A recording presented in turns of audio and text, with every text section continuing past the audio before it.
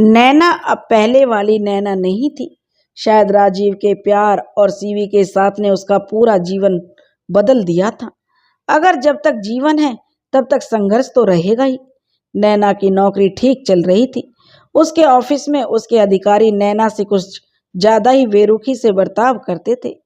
जहाँ एक और हर कोई नैना की खूबसूरती का दीवाना था, वहीं उन्हें नैना की अच्छाई भी बुरी लगती थी। पर नैना हमेशा सबका बहुत सम्मान करती थी। वहीं उसके उच्च अधिकारी नैना में ज्यादा दिलचस्पी लेते थे, मगर तमाम प्रयासों के बाद भी नैना को फुसलाने में सफल नहीं रहे। उन्हें लगता था कि नैना का फायदा अपने बिजनेस के लिए उठाया जा सकता है। अगर एक बार ये लड़की धंधे में उतर गई तो बहुत पैसा कमा सकते हैं हम, बस इसके कदम बहकने की देर है। उच्च अधिकारी ने नैना के बॉस से कहा था। तो बोले, सर छोड़िए उसे, मुसीबत की मारी है, किसी तरह जीवन बिता रही है। हमें बहुत सी लड़कियां मिल जाएंगी जो अपनी इच्छा से कुछ भी करने को तैयार हो जाती हैं। नैना के बॉस ने उस अधिकारी को समझाया। तो बोले, तुम समझ नहीं रहे हो, इस लड़की में आग है, आग। तुम क्यों नहीं कोशिश करते? मैं तुमसे बहुत जल्दी ये जो तुमसे सेट हो जाएगी। मैंने देखा वो तुम्हें बहुत सम्मान देती है। फिर हम उम्र भी हो तुम, और तुम भी जवान हो, वो भी जवान है। बस एक बार मुट्ठी में आ जाए। उच्च अधिकारी ने जो समझाया।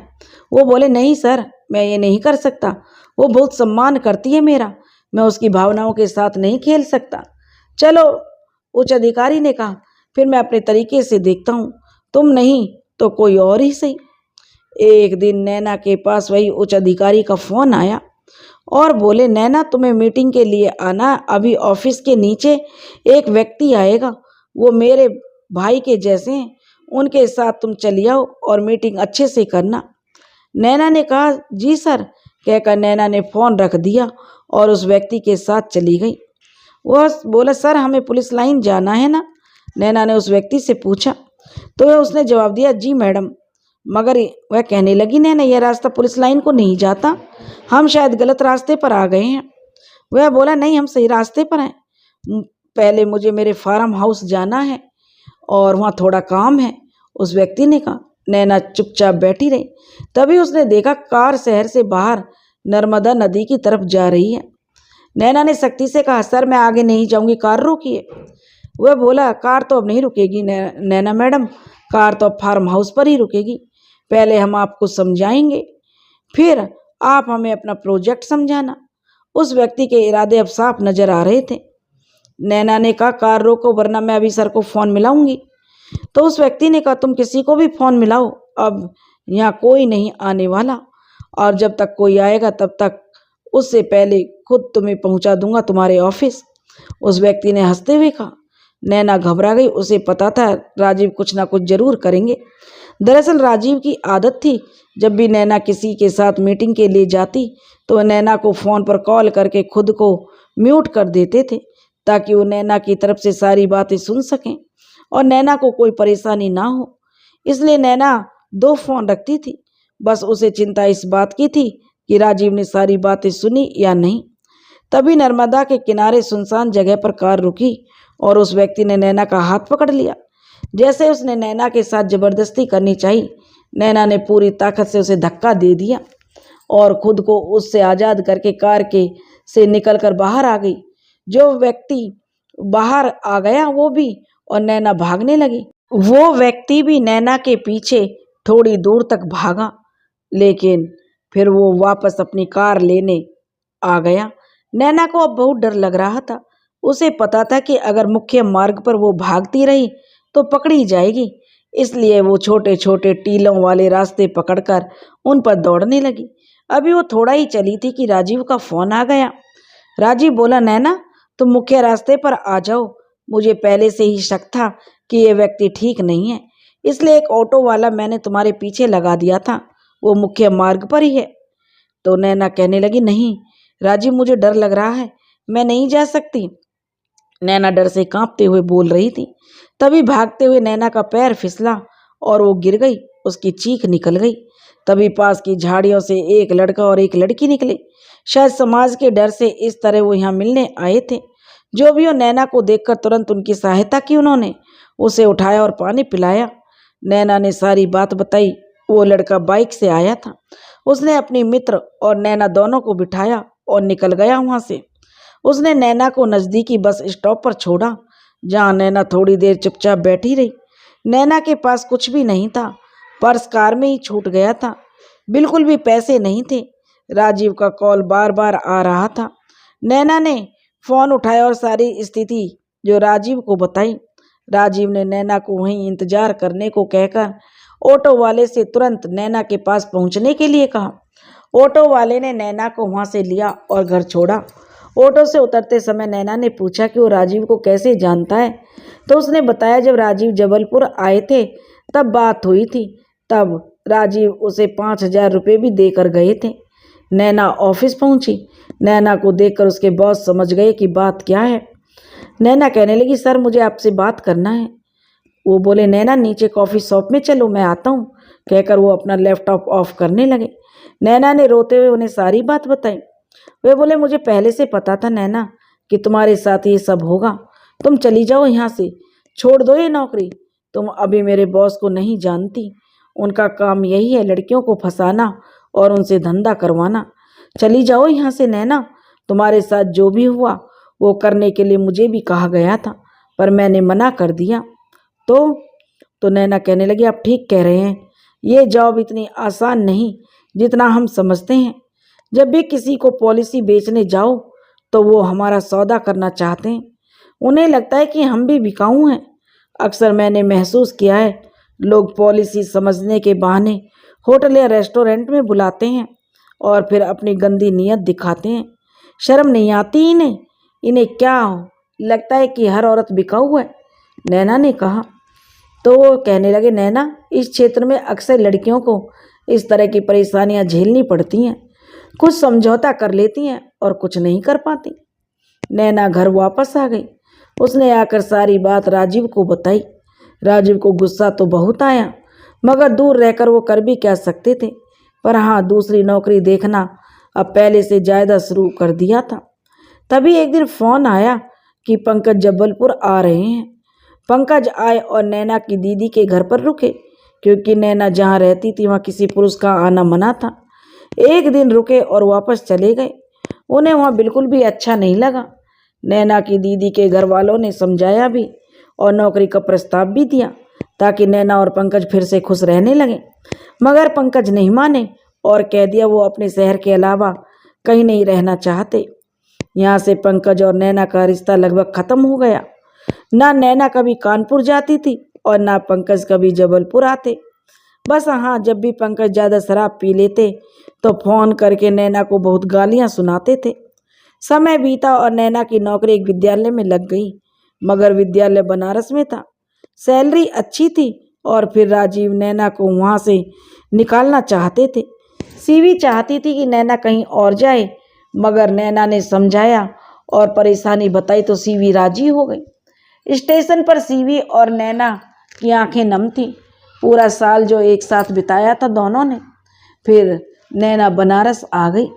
सब कुछ नया नया, शहर, नए लोग, नई नौकरी, पर धीरे धीरे सब अपना सा लगने लगा। नैना एक बार फिर गंगा मैया के पास आ गई। वहीं पर विद्यालय की तरफ से दिए हुए आवास में नैना ने राजीव के साथ मिलकर अपनी छोटी सी गृहस्थी बनाई। गैस चूल्हा, जरूरत के बर्तन और रहने के लिए जरूरी सामान जुटाया। इस तरह नैना की नई गृहस्थी बन गई।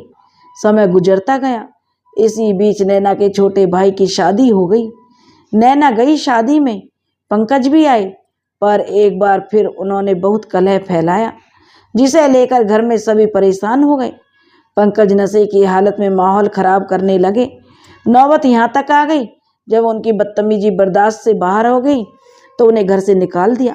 बस यहीं से पंकज के सारे रिश्ते खत्म हो गए नैना के घर से। नैना भी वापस बनारस आ गई। समय पंख लगाकर उड़ता रहा। 2 साल का समय बीत गया। इसी दौरान कभी राजीव बनारस आते नैना के पास, तो कभी नैना जाती राजीव के पास। जिंदगी अब बेहतर थी। जया की पढ़ाई ठीक चल रही थी। जया और राजीव के बीच एक प्यार का रिश्ता कायम हो चुका था। जब भी राजीव नैना से मिलने आते तो जया खुश हो जाता था। राजीव भी एक पिता की तरह उसे बहुत प्यार करते और उसका ख्याल रखते थे। धीरे धीरे फिर नैना की जिंदगी में खुशियां भर गईं और नैना पहले से ज्यादा खुश रहने लगी थी। हम अक्सर सोचते कुछ हैं और हो कुछ जाता है। नैना ने कभी नहीं सोचा था कि वो एक दिन अपना सब कुछ खोकर इस तरह किसी अजनबी के साथ गुमनामी की जिंदगी जिएगी। राजीव और नैना का रिश्ता समाज की नज़रों में गलत था, इसलिए नैना के भाइयों ने नैना से सारे रिश्ते खत्म कर दिए। लेकिन माँ तो माँ होती है। जब माँ को ये सब पता चला तो उन्होंने नैना को बहुत समझाया और उससे वादा लिया कि नैना राजीव की जिंदगी से दूर हो जाए। ऐसा नहीं है, नैना खुद इस रिश्ते में रहना चाहती थी। नैना ने बहुत कोशिश की मगर राजीव नैना का साथ नहीं छोड़ना चाहते थे। एक दिन नैना के पास किसी अनजान नंबर से फोन आया। नैना ने पूछा, हेलो, कौन हो आप? तो उधर से आवाज आई, मैं श्रीमती वसुधा राजीव शर्मा। और नैना चुप रही। पहचाना या याद दिलाऊं?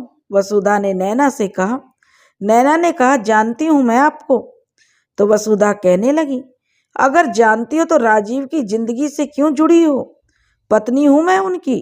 अब ये मत कहना कि तुम्हारा राजीव से कोई रिश्ता नहीं है। देखो, मुझे तुमसे कोई शिकायत नहीं है। तुम मेरे लिए मेरी छोटी बहन के जैसी हो। तुम्हारे साथ जो कुछ भी हुआ है वह सब पता है मुझे। और यकीन मानो, जब भी राजीव मुझे तुम्हारे साथ हुए हादसे के बारे में बताते, मैं ईश्वर से यही प्रार्थना करती कि तुम्हारी जिंदगी में सब ठीक हो जाए, तुम खुश रहो। पर तब मुझे नहीं पता था कि तुम्हारी खुशियाँ मेरी खुशियाँ छीन कर आएंगी। मैंने बहुत मुश्किल से राजीव को पाया है। हमारी शादी से पहले वो किसी और से प्यार करते थे। शादी के बाद भी वो उसके साथ थे। मैंने उसकी सारी कोशिशें की, मगर बहुत कोशिशें की कि उसे राजीव के मन से निकाल दूं, लेकिन नहीं निकाल पाई। और फिर उसके हौसले बढ़ते गए और मेरी हिम्मत कम होती गई। मैंने सब कुछ ईश्वर के हाथों छोड़ दिया। फिर मुझे पता चला कि राजीव तुमसे प्यार करने लगे हैं, और यह बात भी मुझे उसी ने बताई, क्योंकि अब राजीव उससे दूर हो रहे थे और उसे डर था कि वो राजीव को खो देगी। इसलिए उसने मुझसे यह सब कहा ताकि मैं तुम्हें राजीव से दूर करने की कोशिश करूं। मगर मुझे पता था कि वो सिर्फ मेरा इस्तेमाल करना चाहती है, इसलिए मैं चुप रही। मुझे खुशी थी कि उस महिला से राजीव दूर रहे, क्योंकि मुझे तुम पर पूरा भरोसा था। मुझे भरोसा था कि जो औरत अपना घर बचाने के लिए 10 साल तक घोर अत्याचार सह सकती है, वो किसी का घर बर्बाद नहीं कर सकती। मुझे तब से पता है जब तुम दोनों एक ही विद्यालय में थे। मैंने कुछ नहीं कहा क्योंकि मुझे लगा था कि राजीव बस उस महिला से दूर हो जाए।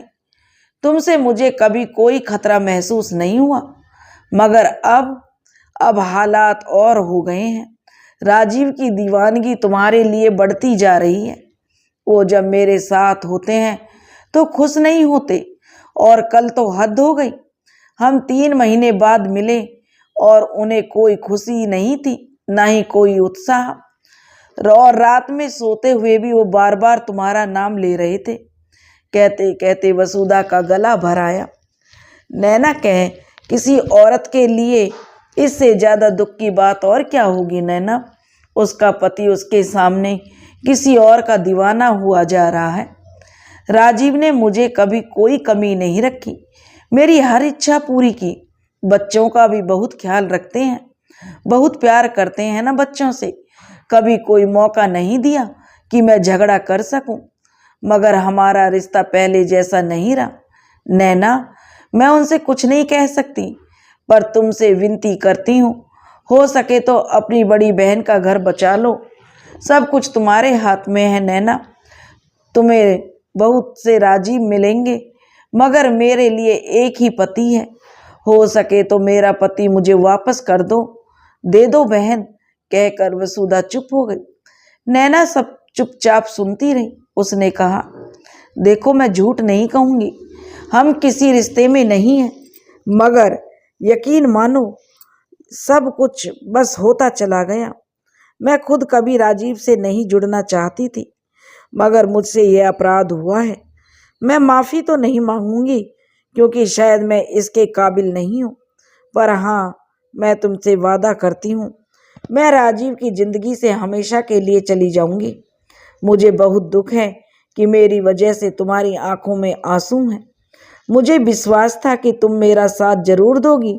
वसुधा ने नैना को धन्यवाद दिया और फिर फोन रख दिया। नैना बहुत देर तक बैठी हुई पश्चाताप के आंसू बहाती रही। फिर उसने एक निर्णय लिया और राजीव को फोन मिलाया। नैना कहने लगी, राजीव, मैं आपसे मिलना चाहती हूँ। इस रविवार समय है आपके पास? राजीव ने पूछा, क्या हुआ, कोई परेशानी है? नैना ने कहा, बस यूं ही। राजीव बोले, ठीक है, मैं टिकट करवा देता हूँ। और उसने जो नैना का भी टिकट करवा दिया। रविवार को नैना राजीव से मिलने पहुंच गई। राजीव बोले, क्या बात है, बहुत बेसब्र हो मिलने के लिए, इरादे तो ठीक हैं? नैना बोली, हाँ बिल्कुल ठीक है।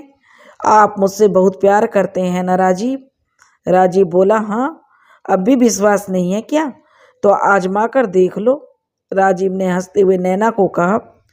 तो नैना कहने लगी, राजीव, हमने एक दूसरे के साथ बहुत अच्छा समय बिताया। हम बहुत अच्छे दोस्त हैं। अगर मैं आपसे कुछ मांगूं तो आप देंगे मुझे? राजीव बोला, सब कुछ तुम्हारा है, तुम जान भी मांग लो, दे दूंगा। नैना कहने लगी, तो क्या आप मुझे मेरा सम्मान वापस दे सकते हैं? राजीव ने कहा, तुम्हारा सम्मान? किसकी इतनी हिम्मत है कि वो तुम्हारा अपमान करे?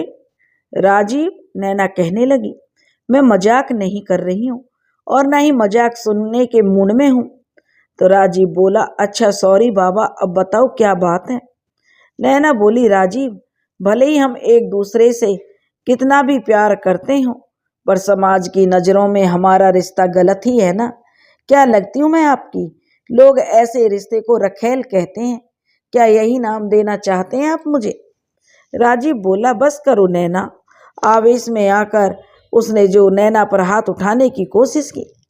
तो नैना बोली, रुक क्यों गए? मारिए थप्पड़, मारिए ना मुझे।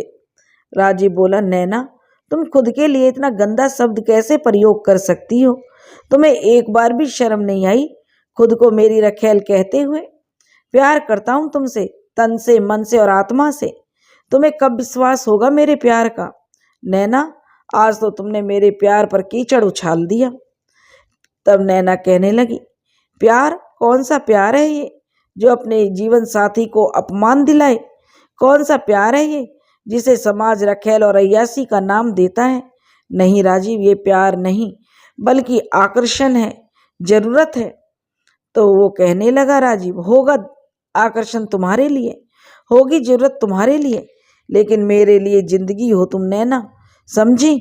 और हाँ, अगर तुम्हारा मन भर गया तो साफ कह सकती हो तुम्हें कोई और पसंद आ गया है तो बता दो। राजीव अब अपना आपा खो चुका था। नैना कहने लगी, मुझे कोई और पसंद आ गया? वाह राजीव वाह, आप पुरुषों के पास एक ही शस्त्र होता है ना, जब कुछ ना सूझे तो स्त्री का चरित्र निर्धारण कर देते हो। वो भी आप भी करने लगे। आपने एक पल में मेरे चरित्र पर उंगली उठा दी। नैना की आंखों में आंसू आ गए और वो बहुत गुस्से उसके चेहरे पर झलक रहा था। राजीव बोला, नैना सॉरी नैना, मैं गुस्से में कह गया। तुम समझती क्यों नहीं हो? तुम जिंदगी हो मेरी। तुमने वो राजा और तोता की कहानी सुनी है ना, जिसमें राजा की जान तोते में होती है? वैसे ही मेरी जान तुम में है नैना।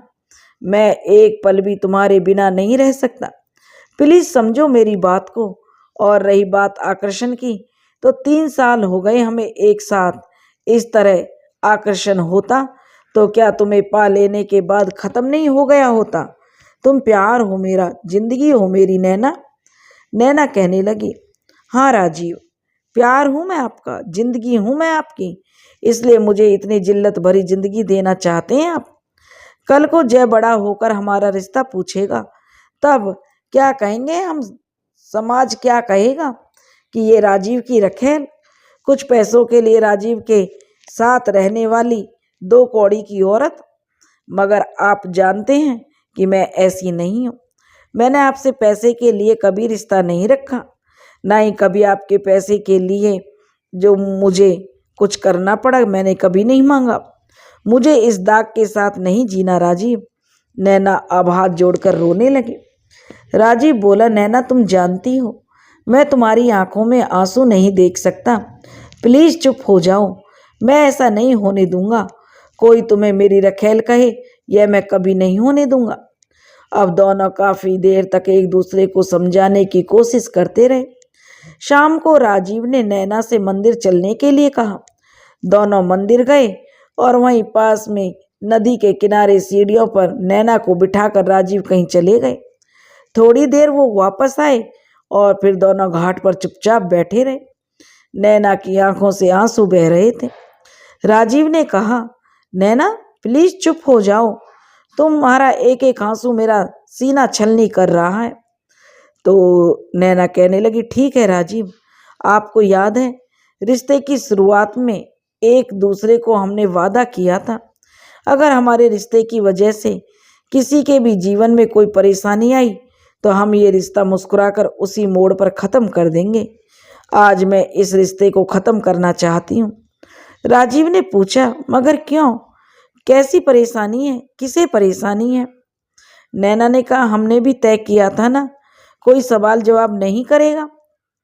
तो मैं तुम्हारे अकेले नहीं छोड़ सकता। राजीव कहने लगा, नैना इस तरह कैसे मैं तुम्हें अकेला छोड़ दूं? आज तुम्हारे साथ ना तुम्हारा मायका है और ना ही ससुराल, ऐसे में मैं कैसे छोड़ दूं? नहीं, ये नहीं हो सकता। ये लो, मैं तुम्हारे लिए कुछ लाया हूँ। नैना ने कहा, मुझे कुछ नहीं चाहिए। राजीव ने थोड़ा जोर देकर कहा, देखो तो सही एक बार। नैना ने खोल कर देखा तो छोटे से गणेश जी की प्रतिमा थी। तो राजीव कहने लगा, नैना तुम गणेश जी को बहुत मानती हो ना, आज इनसे एक रिश्ता बना लो। तुम शायद भूल जाओ पर यह हर हाल में निभाएंगे वो रिश्ता। तुम अक्सर अनुज और मोनू के लिए रोती हो, पर उन्हें अब तुमसे कोई मतलब नहीं। इन्हें भाई बनाकर देखो, सबसे पहले आएंगे तुम्हारे लिए। ये लो कलावा और सिंदूर, बांध दो गणपति जी की कलाई पर राखी। गंगा मैया को साक्षी मानकर इन्हें पूरे दिल से भाई बना लो। नैना भावुक हो गई। उसने कलावा लिया और गणेश जी की कलाई पर बांध दिया। सिंदूर से एक छोटा सा टीका उनके माथे पर लगा दिया और उसकी आंखें खुशी से छलक उठी। राजीव कहने लगा, नैना अब ये तुम्हारे भाई गंगा मैया को साक्षी मानकर जो मैं भी तुम्हें अपनी पत्नी स्वीकार करता हूँ, कहकर राजीव ने जो नैना की मांग में सिंदूर भर दिया। नैना कहने लगी, आप पागल हो गए हैं क्या राजीव? क्या मजाक है ये? जिंदगी है ये हमारी, कोई पिक्चर नहीं कि सिंदूर लिया और भर दिया मांग में, हो गई शादी। शादी एक बहुत पवित्र रिश्ता है। नैना अब गुस्सा हो गई। तो राजीव कहने लगा, वही तो कर रहा हूँ कि शादी एक बहुत पवित्र रिश्ता है और आज हम बंध गए उस पवित्र रिश्ते में। क्या 2 शादियां नहीं की जा सकती? राजा दशरथ की 3 पत्नियां थीं। तुम तो बहुत मानती हो ना ईश्वर को। हमारे धर्म में कई ऐसे लोग रहे हैं जिनकी 2 या 2 से ज़्यादा पत्नी थी। आज से तुम मेरी पत्नी हो। नैना कहने लगी, ना तो आप भगवान हैं और ना हम उस युग में हैं जिसमें वो सब होता था। आज की तारीख में ये सब गुनाह है। कहकर नैना वहाँ से उठकर चल दी। घर आई और अपना सामान लिया और वापस जाने लगी और कहने लगी, राजीव यह हमारी आखिरी मुलाकात है। अब हमारे रास्ते अलग हैं। आज के बाद हम ना ही मिलेंगे और ना ही फ़ोन करेंगे। नैना यह कहकर जो आखिरी बार राजीव के गले से लग गई और कहने लगा, राजीव नहीं, तुम ऐसा नहीं कर सकती नैना। अगर तुमने ऐसा कुछ भी किया तो मैं जी नहीं पाऊंगा।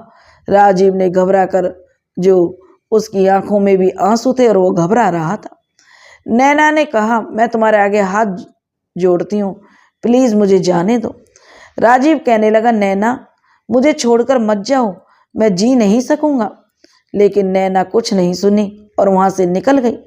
आधे घंटे का रास्ता तय करके स्टेशन पहुंची थी कि एक अनजान नंबर से फ़ोन आया और मैडम सर की तबीयत बहुत खराब है, हम उन्हें लेकर हॉस्पिटल जा रहे हैं। अगर हो सके तो आप भी हॉस्पिटल पहुंचे। सामने से अमरीश का फोन आया था। अमरीश राजीव का ड्राइवर था और उसने नैना को हॉस्पिटल का पता बताया। नैना घबराती हुई हॉस्पिटल पहुंची। नैना ने पूछा, कैसे हैं राजीव? तो अमरीश ने कहा, पता नहीं मैडम, अभी डॉक्टर लेकर गए हैं उनको। नैना ने अगला प्रश्न पूछा, हुआ क्या? अमरीश बोला, पता नहीं, आपके जाने के बाद सर रोते रहे, फिर एकदम से सीने में दर्द होने लगा। वो तो अच्छा हुआ जतिन सर आ गए, उनकी मदद से मैं सर को यहाँ ले आया हूँ। बार बार आपका नाम ले रहे थे, इसलिए आपको फ़ोन करके मैंने बताया। तब तक डॉक्टर आ गए। नैना ने घबराकर पूछा, क्या हुआ डॉक्टर?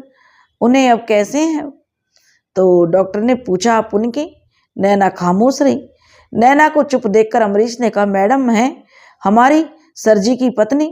नैना ने अमरीश को देखा और फिर नजरें फेर ली।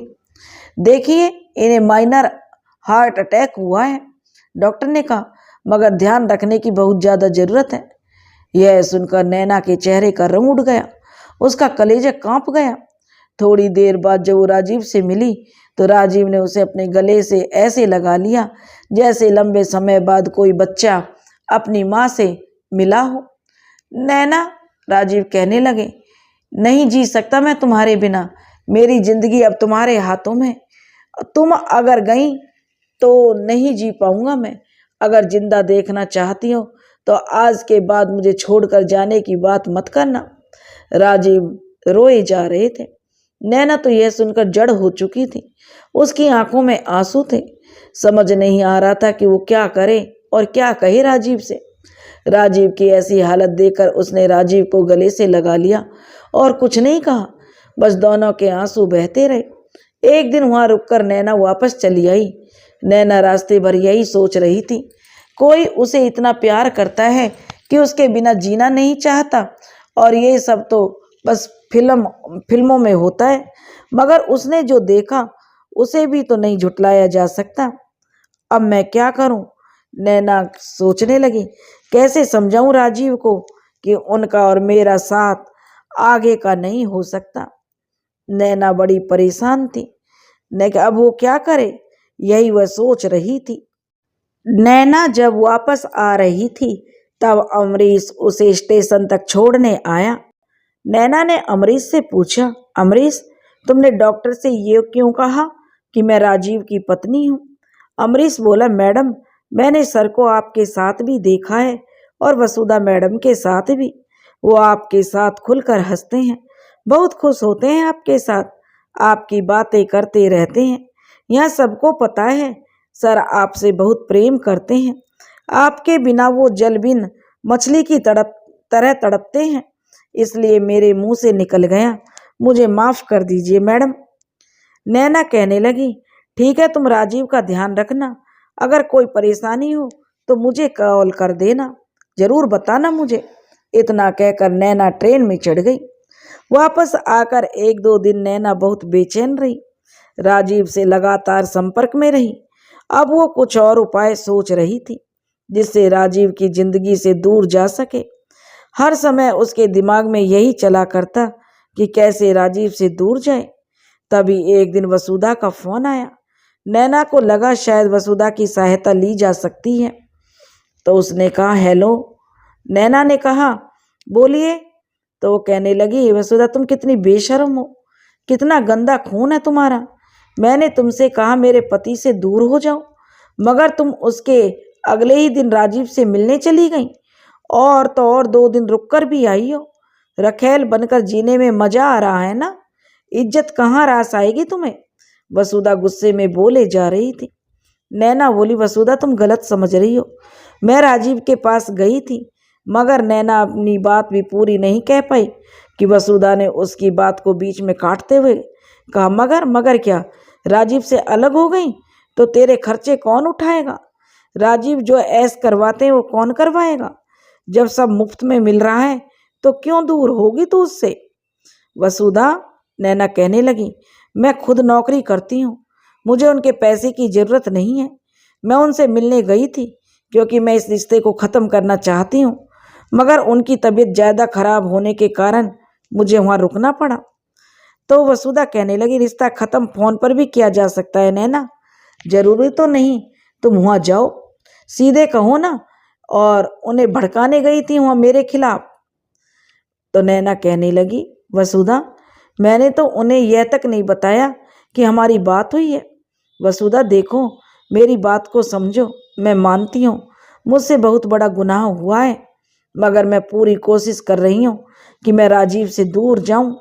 प्लीज मेरा साथ दो, नैना ने कहा। और बताओ क्या चाहती हो मुझसे, वसुधा ने गुस्से में कहा। तो नैना बोली, सबसे पहले तो तुम राजीव के साथ जाकर रहो, ताकि जब मैं उनसे दूर जाने की कोशिश करूं तो उन्हें अकेलापन ना लगे। तुम और बच्चे साथ रहेंगे तो वो सब भूल जाएंगे। वसुधा बोली, नहीं मैं नहीं जा सकती, बच्चों की पढ़ाई भी तो है। बच्चों की पढ़ाई, नैना कहने लगी, वहाँ भी हो सकती है, वहाँ भी स्कूल हैं। वसुधा बोली, ठीक है, उम्मीद है ये तुम्हारा कोई नया नाटक नहीं होगा। नैना कहने लगी, वसुधा मैं जब उनसे बात करना कम करूँगी तब उस समय को तुम अपने और बच्चों के साथ से भरना, शायद यही मेरा पश्चाताप होगा। और कहकर नैना ने फ़ोन रख दिया। अब नैना छोटी छोटी बात पर राजीव से झगड़ने लगती, अक्सर उसका फ़ोन नहीं उठाती, और जब नैना से बात करने के लिए वो किसी और के नंबर पर कॉल करते तो गुस्सा हो जाती। राजीव कहने लगती, मुझे और भी काम है, मुझे सिर्फ फ़ोन ही रह गया है क्या ज़िंदगी में। नैना के इस बदले बर्ताव को राजीव समझ नहीं पा रहे थे, पर परेशान बहुत थे। नैना ऐसे तड़पा तड़पा कर क्यों मार रही हो, राजीव कहने लगा, एक बार में ही मार दो ना जहर देकर। नैना कहने लगी, क्यों, मैं कोई हत्यारिन हूँ। आप अपने परिवार पर ध्यान दीजिए, मुझे मेरी जिम्मेदारी पूरी करने दीजिए। और इतना कहकर नैना ने फ़ोन रख दिया। राजीव को कुछ खटका, उन्होंने बहुत कोशिश की, पर नैना के बदले व्यवहार की वजह उनकी समझ में नहीं आ रही थी। नैना परेशान भी थी और दुखी भी, क्योंकि जिस तरह वो व्यवहार राजीव के साथ कर रही थी सचमुच वह बहुत दुखदाई था। तभी नैना के नंबर पर एक बहुत ही अनगल फोन आने लगे। और मैडम कितना लेती हो एक रात का, हमारी भी रात रंगीन कर दो कभी कभी, तो जो हमारे साथ भी आ जाओ। नैना कहती, कौन बदतमीज हो तुम, शर्म नहीं आती। नैना परेशान होकर फ़ोन काट देती, मगर फ़ोन नए नए नंबरों से बार बार आ रहे थे। उधर राजीव से जब नैना ने का बर्ताव बर्दाश्त नहीं हुआ तो वह बिना नैना को बताए उससे मिलने आ गए। और नैना ने आश्चर्य से पूछा, राजीव इस तरह बिना बताए? तो राजीव बोला, क्यों, तुमसे मिलने नहीं आ सकता मैं, इतनी जल्दी सब खत्म करना चाहती हो तुम? तो वह कहने लगी, नहीं, आप मेरी इच्छा का सम्मान क्यों नहीं करते? नैना कहने लगी। राजीव ने कहा, करूँगा, पहले मुझे अंदर आने दो। नैना ने कहा, आइए बैठिए। राजीव ने पूछा, तुम्हारी वसुधा से कोई बात हुई है? नैना ने कहा, नहीं, मेरे पास तो वसुधा का कोई नंबर नहीं है। राजीव ने कहा, तो अब तुम झूठ भी बोलने लगी हो? तो नैना कहने लगी, क्यों, मैं झूठ क्यों बोलूँगी आपसे? नैना ने नजरें नीची कर ली। और फिर जो पिछले 6 सालों से जानता हूँ मैं तुम्हें नैना, राजीव कहने लगा, जब तुम्हें झूठ बोलना नहीं आता तो क्यों कोशिश करती हो? तुम शायद भूल गई हो, तुम्हारे पास जो फ़ोन नंबर है वो पहचान पत्र से लिया था मैंने। जब तुम्हारे व्यवहार मेरे लिए बदला तो मुझे शक हुआ, इसलिए तुम्हारी कॉल डिटेल देखी। वसुधा का नंबर देखते ही मैं समझ गया कि मामला क्या है। वसुधा तक तो बात ठीक है, ये वसुधा का भाई क्यों तुम्हें बार बार कॉल कर रहा था? राजीव ने पूछा। तो नैना कहने लगी, वसुधा का भाई? नहीं, मैं उसे नहीं जानती, मेरी वसुधा से बात हुई है मगर उसके भाई से नहीं, नैना ने कहा। तो राजीव बोला, तुम्हारी कॉल डिटेल में उसका नंबर भी था और बहुत से अनजान नंबर थे, कहाँ कहाँ से फ़ोन आ रहे हैं तुम्हें? राजीव ने पूछा।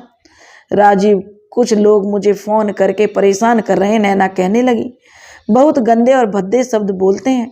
नैना की आंखों में आंसू आ गए। तो राजीव बोला, और मैडम यह सब कुछ अकेले सह रही हो, बताना भी जरूरी नहीं समझा? नैना, तुमने एक पल में मुझे इतना पराया कर दिया। 6 सालों का साथ बस 1 मिनट में ख़त्म करके चली गई हो तुम। जब तुम्हें मेरी ज़रूरत थी तो मैं हर पल तुम्हारे साथ था, आज जब मुझे तुम्हारी जरूरत है तो तुम साथ छोड़ रही हो मेरा। मेरी नैना स्वार्थी तो नहीं थी। राजीव ने प्यार से नैना को समझाया। नैना बोली, नहीं राजीव, मैं स्वार्थी हूँ। मैंने अपने स्वार्थ के लिए वसुधा का घर बर्बाद कर दिया। मैंने बहुत बड़ा अपराध किया है जिसकी कोई माफ़ी नहीं है। मैं ऐसी नहीं थी राजीव। जाने अनजाने में मैं गुनहगार बन गई। मैं कसूरवार हो गई वसुधा की, आपके परिवार की। मैंने अपना सब कुछ अपने हाथों से ख़त्म कर लिया। मैं कितना गिर गई अपनी खुशियों के लिए। किसी और की खुशियाँ छीन ली मैंने। मुझे अब अपने किए कर्मों का प्रायश्चित करना होगा राजीव। मुझे आपसे दूर जाना होगा। प्लीज मुझे छोड़ दो अकेला मेरे हाल पर। नैना रोने लगी। राजीव बोला, अकेला छोड़ दो? क्या इसलिए साथ दिया था कि एक दिन बिल्कुल अकेला कर दूं? इससे अच्छा था मैं तुम्हारा साथ कभी ना देता। कम से कम मेरी वजह से तुम अपने भाई और अपनी माँ को तुमने खो दिया।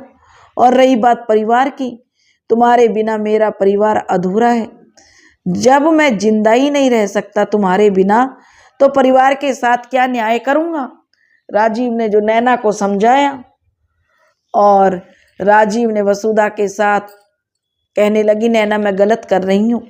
मैं कभी उससे नजरें नहीं मिला पाऊंगी। मैं कसूरवार हूँ उसकी। नैना रोने लगी। राजीव कहने लगा, बस करो नैना, तुम्हारा एक एक आंसू मेरा सीना भेद देता है। तुम जानती हो तुम्हारी आंखों में आंसू मैं नहीं देख सकता। फिर भी अच्छा, बाकी की बातें बाद में, पहले मेरे लिए बढ़िया सी चाय बनाओ, फिर बाहर चलते हैं खाना खाने। वैसे एक बात है, इन मोटी मोटी आंखों में आंसू आते हैं ना, तो ये बहुत ही खूबसूरत हो जाती हैं। राजीव जो मुस्कुराने की कोशिश करते हुए कहने लगा। नैना चाय बनाने के लिए रसोई घर में गई। राजीव वहीं जाकर खड़े हो गए। वैसे राजीव ने पूछा, ये जय कहाँ है? शाम हो रही है, घर में होना चाहिए था। तो नैना ने कहा कि वो पड़ोस में उसके दोस्त का जन्मदिन है, वहीं गया है। थोड़ी देर में जय आ गया और राजीव को देखकर खुश हो गया। जय अब छठी कक्षा में था। शाम को तीनों बाहर खाना खाने गए। जय के सामने दोनों ने उस विषय पर कोई बात नहीं की। घर आकर नैना की तबीयत बहुत खराब हो गई। लगातार उसे उल्टियां हो रही थी। राजीव चिंतित होकर कहने लगा, लगता है खाना हजम नहीं हुआ। कहीं खाना खराब तो नहीं था? नैना घबरा उठी। नैना ने दादी माँ के नुस्खे में पढ़ा था कि प्याज का रस लेने से उल्टियां बंद हो जाती हैं। उसने वही किया और थोड़ी देर बाद आराम भी मिल गया। तो राजीव ने कहा, तो तुम डॉक्टर भी बन गई हो? तो राजीव, नैना कहने लगी, ये मजाक की बात नहीं है। मुझे इस बार पीरियड्स भी नहीं हुए। नैना ने थोड़ा डरते हुए कहा। तो राजीव कहने लगे, पहले क्यों नहीं बताया? रुको मैं अभी आता हूँ। और यह कहकर राजीव कहीं चले गए। वापसी में वो प्रेगनेंसी टेस्ट किट लेकर आए। ये लो, सुबह चेक कर लेना, और हर छोटी बात में इतना परेशान नहीं हुआ करो। राजीव ने नैना को समझाया। थोड़ी देर तक दोनों बातें करते रहे और फिर सो गए। सुबह नैना ने चेक किया तो बहुत ज़्यादा परेशान हो गई। वो गर्भवती थी। राजीव ने कहा, क्या हुआ? राजीव ने पूछा तो नैना ने उसे बता दिया सारा सच। तो राजीव ने खुशी से नैना को गले लगा लिया और बोला, नैना मैं बहुत खुश हूँ, आज तुमने मुझे बहुत सारी खुशियाँ दे दी। नैना कहने लगी, राजीव आप पागल हैं क्या? मैं इस बच्चे को इस दुनिया में नहीं ला सकती। लोग क्या कहेंगे? नाजायज? नहीं, मैं नहीं सुन सकती हूँ। यह वह काफ़ी है। आपको क्या पता कि मेरे सीने पर कितने तीर चलते हैं जब ख्याल आता है कि मैं रखेल लूँ आपकी। नैना अब गुस्से में कहने लगी। राजीव बोला, नैना खबरदार, जो दोबारा खुद को इतनी गंदी गाली दी। पत्नी हो तुम मेरी। उस दिन भरा था ना तुम्हारी मांग में सिंदूर। तो नैना कहने लगी, मांग में सिंदूर भरने से पति पत्नी नहीं बन जाते राजीव, और मैंने सोच लिया है, मैं इस बच्चे को जन्म नहीं दूंगी। और नैना भी अपनी बात पर अड़िग थी। तो राजीव कहने लगे, नहीं नैना प्लीज ऐसा मत करो, मैं तुमसे विनती करता हूँ। बहुत मन्नतें मानी हैं मैंने इस दिन के लिए। मैं तुम्हारे हाथ जोड़ता हूँ, तुम कहो तो तुम्हारे पाँव भी पड़ता हूँ। नैना कहने लगी, राजीव ये क्या कर रहे हो आप? आपको क्या हो गया है? नैना ने राजीव को संभालते हुए कहा। तो वो राजीव कहने लगा, इसे तुम मेरी आखिरी विनती समझना, प्लीज़ इस बच्चे को दुनिया में आने दो। राजीव की आंखों में अब आंसू बहने लगे। दोनों बैठकर काफ़ी देर तक एक दूसरे को समझाते रहे। नैना आज फिर दोहराए पर खड़ी थी।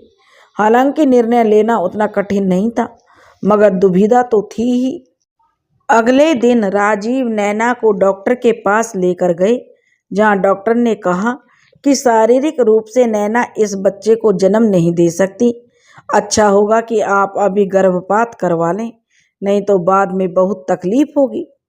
राजीव कहने लगा, नहीं डॉक्टर, हम गर्भपात नहीं करवाना चाहते। कृपया कोई इलाज बताइए जिससे यह बच्चा इस दुनिया में आ सके। तो डॉक्टर ने कहा, देखिए राजीव जी, आप गलत जिद कर रहे हैं। अगर आप इतना बड़ा रिस्क लेंगे तो आगे चलकर तकलीफ ही मिलेगी। लेकिन राजीव की बार बार विनती करने के बाद डॉक्टर ने थोड़ा सोचकर कहा, ठीक है, अगर शुरू के 4 महीने ठीक से निकल गए तो आगे सब ठीक होगा, मगर आपको इनका बहुत ज़्यादा ध्यान रखना होगा। I mean complete bed rest देना होगा। कुछ दवाइयाँ और इंजेक्शन दे रही हूँ जो 3 महीने तक नियमित रूप से लगेंगे। खान पान और दवाइयाँ समय से होना चाहिए। राजीव कहने लगा, जी डॉक्टर, मैं पूरा ख्याल रखूँगा, और नैना को साथ लेकर घर आ गए। नैना कहने लगी, राजीव, अब तो डॉक्टर ने भी कह दिया कि मैं इस बच्चे को जन्म देने के लिए पूरी तरह ठीक नहीं हूँ। मान जाइए और ये जिद छोड़ दीजिए। मैं नहीं चाहती कल को यही बच्चा हमारे रिश्ते पर सवाल उठाए, लोग उसे नाजायज कहें, और वो इस सब को सह नहीं पाएगा। और नैना बहुत ही भावुक हो गई थी। राजीव कहने लगा, मैंने कहा ना नैना, मैं सब ठीक कर दूंगा। अब इस बारे में तुम कुछ नहीं कहोगी। हाँ, तैयारी कर लो, हमें कहीं जाना है। नैना ने पूछा, मगर कहाँ? राजीव बोला, वो तुम्हें पता चल जाएगा। सुबह सुबह तीनों एक साथ निकले, एक बहुत ही पवित्र शहर में, बहुत ही पवित्र स्थान पर। राजीव ने वहाँ नैना के साथ विधिवत तरीके से विवाह किया और कहने लगा, अब कोई नहीं कहेगा नाजायज, अब तुम मेरी पत्नी हो। राजीव ने कहा। तो नैना कहने लगी, सब मान भी लूं तो भी हम धोखा तो दे रहे हैं ना वसुधा को। नैना ने कहा। तो राजीव बोला, ठीक है, मैं वसुधा को सब सच सच बता दूंगा। नैना बोली, नहीं, आप ऐसा नहीं करेंगे, उसे बहुत दुख होगा। नैना ने राजीव को रोका और अगले दिन राजीव वापस चले गए। नैना को लगा कि अगर वो खुद को ख्याल नहीं रखेगी तो शायद यह बच्चा इस दुनिया में नहीं आ पाएगा, और वो लापरवाही बरतने लगी। दवाइयाँ भी नहीं खाती थी। अभी 1 महीना ही बीता था कि नैना को रक्तस्राव शुरू हो गया। नैना ने इस बारे में राजीव को कुछ नहीं बताया। 4 दिन तक हुए रक्तस्राव को नैना ने मासिक धर्म समझा और उसे लगा अब सब ठीक हो गया है।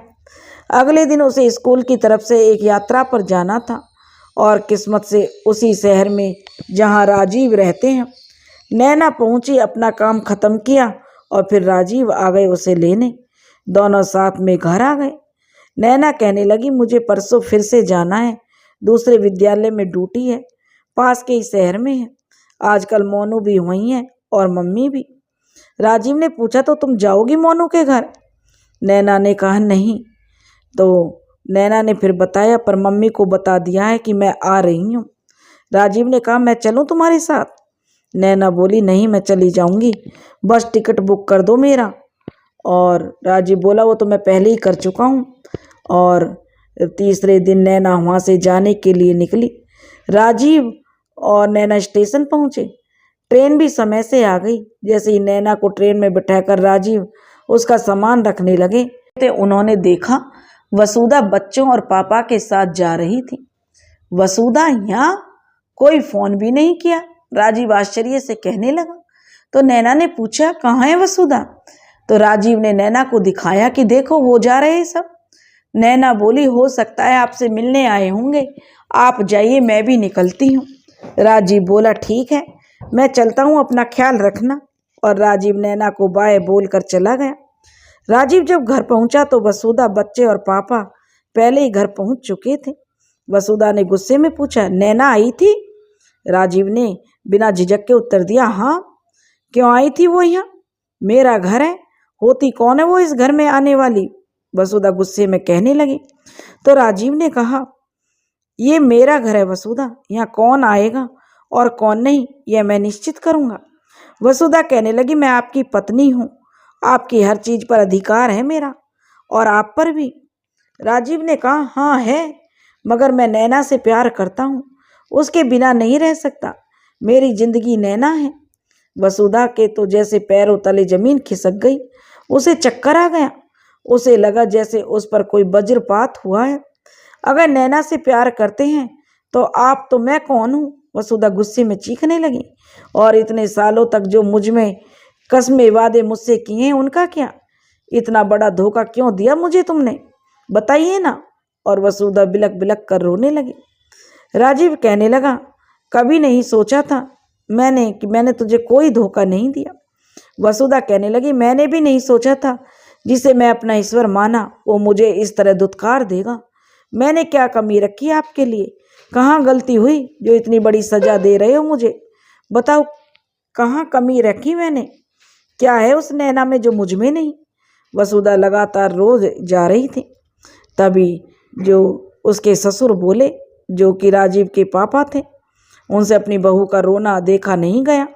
वो अपनी बहू और बेटे के बीच की परेशानी जो देखकर चिंतित होकर बाहर चले गए। वसुधा सारा दिन रोती रही, खाना भी नहीं खाया। राजीव ने कोशिश की खिलाने की, मगर उसने मना कर दिया। राजीव के पापा ने भी राजीव को काफ़ी समझाया और नैना से दूर रहने को कहा। उन्होंने कड़े शब्दों में राजीव को चेतावनी भी दे दी। वो भी बहुत परेशान हो चुके थे। कब तक बहू बेटे को इस तरह देखते? रात को सब अपने अपने कमरे में जाकर लेट गए। राजीव की आंखों में नींद नहीं थी। आज वो बहुत परेशान थे। तभी सीने में तेज दर्द की शिकायत हुई और आनन फानन में उन्हें हॉस्पिटल ले जाया गया। वहाँ उन्हें कार्डियोलॉजी भेज दिया गया। रात भर सब परेशान रहे। अगले दिन दोपहर तक राजीव थोड़े ठीक हुए और रोते हुए अपने पापा से कहा, पापा मैं नैना के बिना नहीं रह सकता। राजीव की आंखों में आंसू बह रहे थे। नैना को इस विषय में कुछ पता नहीं था।